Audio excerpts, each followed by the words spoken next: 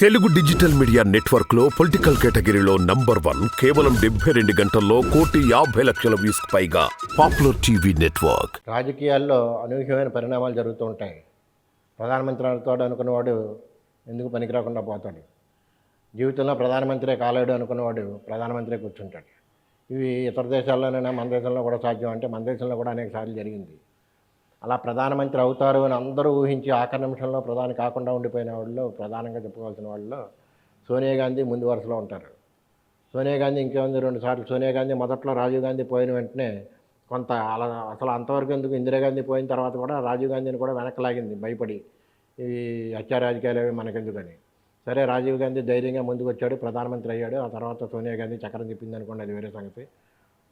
అది అయిన తర్వాత, రాజీవ్ గాంధీ అయిన తర్వాత ఆవిడ నిజంగానే భయపడిపోయిందో ఏంటో, మొత్తం మీద మనకెందుకులే అనుకుంది. 2 మర్డర్లు ఎదురుకుండా చూసిందేమో.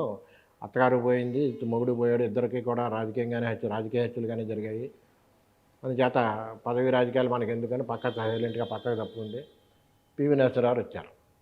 పివి నరసింహారావు వచ్చిన తర్వాత చాలా కాలం అయిన తర్వాత మళ్ళీ కాంగ్రెస్ రాజకీయాల్లో మళ్ళీ మీరు వస్తే తప్ప, ఇందిరాగాంధీ కుటుంబం నుంచి ఎవరైనా ఉంటే తప్ప పార్టీకి భవిష్యత్తు ఉండదు, అది ఇదని చెప్పినప్పటికీ ఆవిడ మెత్తబడింది. మొత్తం మీద మళ్ళీ పగ్గాలు చేపట్టి ఇందిరాగాంధీ పోకడలు, రాజీవ్ గాంధీ పోకడలు అంటే ఒక 5 ఏళ్ల టర్మ్లో 5 ముఖ్యమంత్రులు మార్చడం, వాళ్ళని మార్చడం, దింపేయడం, ఎక్కించడం, ఇలాంటి పనులు అవి చేయకుండా కొంచెం ఆదర్శంగా నడిచింది మొదట్లో.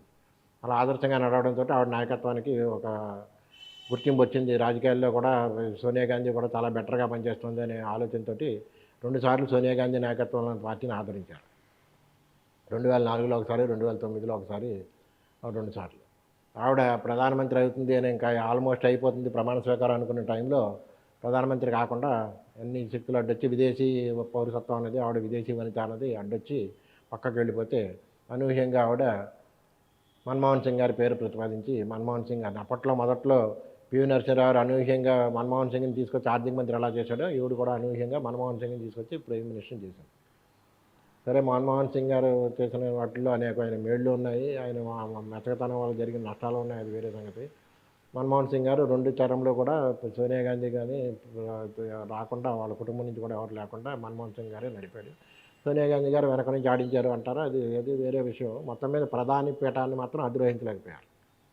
అలా ప్రధాని పీఠాన్ని అధిరోహించలేకపోయిన వాళ్ళు సోనియా గాంధీ తర్వాత చెప్పుకోదగిన వ్యక్తి ఎవరయ్యా మళ్ళీ ఆ స్థాయిలో అంటే ఎల్కే అద్వానీ గారు. లాల్కృష్ణ అద్వానీ గారు ఇంకా ఆల్మోస్ట్ అద్వానీ గారే ప్రైమ్ మినిస్టర్ అని చెప్పేసుకునే రోజుల్లో అద్వానీ గారు అయితే మేము ఒప్పుకోమనే పరిస్థితి వచ్చే టైంకి తీసుకొచ్చి వాజ్పేయి గారిని తీసుకొచ్చారు. వాజ్పేయి గారిని తీసుకొచ్చిన తర్వాత కూడా అద్వానీ గారు ఏమైనా ఆశలు వదులుకున్నారంటే, ప్రైమ్ మినిస్టర్ని వెయిటింగ్ అనే సీట్లో ఆయన చాలా కాలం అలా కూర్చొని వెయిట్ చేశాడు. ఏళ్ల తరబడి 15 ఏళ్ళు సుమారు చూశాడు, కానీ ఏం ఫలితం లేకపోయింది. ఇలాంటి వాళ్ళు ఇంకెవరైనా ఉన్నారా దేశంలో అని అనుకుంటే ఉన్నారు. జాట్ నేత దేవీలాల్ గారు ఉన్నాడు. ఆయనకి ప్రబలమైన కాంక్ష ప్రైమ్ మినిస్టర్ కావాలని, ఆయనే కాలేకపోయాడు. ఆ తర్వాత దళిత నేత జగజ్జీవన్ రామ్ గారు ఉన్నారు. జగజ్జీవన్ రామ్ గారు కూడా అవకాశాలు వచ్చినట్టే వచ్చి జారిపోయాయి. జగజ్జీవన్ రామ్ గారు ప్రైమ్ మినిస్టర్ అవుతాడు అనుకున్న టైంలో ఆయనకు రాకుండా, ఆయనకు మద్దతు లేకపోవడంతో మొరార్జీ దేశాయ్ గారు అయ్యాడని మనందరికీ తెలుసు. అలాగే ఇలాంటి ఆలోచన కలిగిన చరణ్ సింగ్ గారు ప్రైమ్ మినిస్టర్ అనిపించుకున్నాడు ఒకసారి. చంద్రశేఖర్ గారు కూడా ప్రైమ్ మినిస్టర్ అనిపించుకున్నారు తప్ప వాళ్ళు ప్రైమ్ మినిస్టర్లుగా ఎవరు గుర్తించుకున్నారు. అలా అనిపించుకున్న వాళ్ళు కూడా 4 ఉన్నారు మనకి. ఇక ఈ జాట్ నేత, దళిత నేత తర్వాత ఇంకెవరున్నారా అంటే, ఇంకొక సీనియర్ నేత ఏంటంటే కాకల తీరిన కమ్యూనిస్ట్ నాయకుడు జ్యోతి బసు. ఆ మార్క్సిస్ట్ మేధావి ప్రైమ్ మినిస్టర్ అవ్వాల్సిన వాడే. 1996లో ఆయన పేరు ప్రస్తావనకు వచ్చింది. ఏకగ్రీవంగా అందరూ ఆయన నేషనల్ ఫ్రంట్ పక్షాన ఆయన పేరుని ప్రతిపాదించినప్పుడు ఆయన కూడా పాపం ముచ్చటపడ్డాడు. కానీ సిపిఎం ఒప్పుకోలేదు, మేము తీసుకోవడం లేదు అన్నప్పటికీ జారిపోయింది. ఆ తర్వాత మళ్ళీ సిపిఎం కూడా, సిపిఎంలు అన్నీ కూడా బాగా తగ్గిపోయాయనే విషయం మనందరికీ తెలుసు. ధర్మలా 2000 వచ్చేటప్పటికి సిపిఎం ప్రాబల్యం క్రమేపీ క్షీణిస్తూ వచ్చింది. ఆ తర్వాత జ్యోతి బసు గారు బాధపడి ఒక చారిత్రక తప్పిదం చేసింది సిపిఎం అన్నాడు. అది పార్టీ మేము చేసిన చారిత్రక తప్పిదం అన్నాడు. నిజమే కూడా అనేది. వాళ్ళే కనుక చేస్తుంటే ఎలా ఉండేదో, ఎందుకంటే ఇప్పుడు మనం బీజేపీ చూస్తున్నాం, ఎలా ఉందో చూస్తున్నాం. అలాగే కమ్యూనిస్టులు కూడా వస్తే ఎలా ఉండేదో అది కూడా మనం దేశం రుచి చూసి ఉండేది. అది ఒక చారిత్రక తప్పిదం. ఇక ఇలాంటి వాళ్ళలో మరొకరు ఎవరున్నారు చాలా సీనియర్ అని అనుకుంటే ప్రణబ్ ముఖర్జీ గారు. ప్రణబ్ ముఖర్జీ గారు కూడా ప్రైమ్ మినిస్టర్ అవ్వాలన్నది ఆయన జీవితం. ఆయన ఇందిరాగాంధీ కొలువులో నెంబర్ 2 స్థానంలో చాలా కాలం కొనసాగాడు ప్రణబ్ ముఖర్జీ గారు. ఆ తర్వాత కాంగ్రెస్ నుంచి దూరం అయ్యాడు కూడా. తర్వాత ఇందిరాగాంధీ హత్యానంతరం ప్రణబ్ ముఖర్జీ గారు చాలా ఎక్కువగా ఆశపడ్డాడు తనకే వస్తుంది అనుకుని. రాజీవ్ గాంధీ వచ్చి దాన్ని భర్తీ చేయడంతో రాజీవ్ గాంధీ వచ్చి ప్రైమ్ మినిస్టర్ ఎప్పుడైతే అయ్యాడో ఆయనకు అవకాశం పోయింది. అనూహ్యంగా అనుకోకుండా మళ్ళీ జరిగిన హఠాత్ పరిణామంతో మళ్ళీ రాజీవ్ గాంధీ అసాసినేషన్ జరిగింది. రాజీవ్ గాంధీ అసాసినేషన్ తర్వాత కూడా ప్రణబ్ ముఖర్జీ నాదే సీట్ అనుకున్నాడు. ఆయనకు అప్పుడు కూడా రాలేదు. పివి నరసింహారావుని తీసుకొచ్చి ఎక్కించారు. ఈ రెండు అయిపోయి మూడోసారి మళ్ళీ సోనియా గాంధీ అయిన తర్వాత సోనియా గాంధీ నాయకత్వంలో ఒకసారి ఆవిడని ఒప్పుకోకపోతే నాకే అవకాశం అనుకున్నాడు. 2 సార్లు కూడా మన్మోహన్ సింగ్ గారు వచ్చారు తప్ప 2 సార్లు ప్రణబ్ ముఖర్జీ గారికి అవకాశం రాలేదు.